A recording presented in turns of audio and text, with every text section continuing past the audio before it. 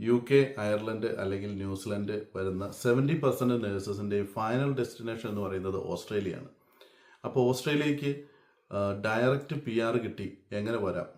അപ്പോൾ direct PR കിട്ടി move ചെയ്യുന്നത് മെയിനായിട്ടും 186 എംപ്ലോയർ സ്പോൺസേഡ് വിസയിലാണ്.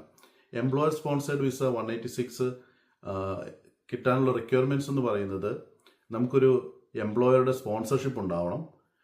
പിന്നെ ലാംഗ്വേജ് റിക്വയർമെൻറ്റ്സ് എന്ന് പറയുന്നത് IELTS, PTA, OET, TOEFL, കേംബ്രിഡ്ജിൻ്റെ C1 എന്ന് പറഞ്ഞ എക്സാം, ഇങ്ങനെ 5 എക്സാമാണ് ഉള്ളത്.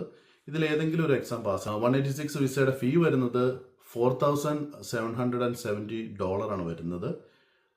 ഈ വിസയിൽ മൂവ് ചെയ്യുമ്പോൾ വിത്ത് ഫാമിലിയോട് കൂടി തന്നെ മൂവ് ചെയ്യാനായിട്ട് പറ്റും. അപ്പോൾ ഇതിനെക്കുറിച്ച് എന്തെങ്കിലും കൂടുതലായിട്ട് അറിയണമെങ്കിൽ നിങ്ങൾക്ക് ഈ താഴെ കാണുന്ന കോൺടാക്ട് നമ്പറിൽ കോൺടാക്ട് ചെയ്യാം. Thank you.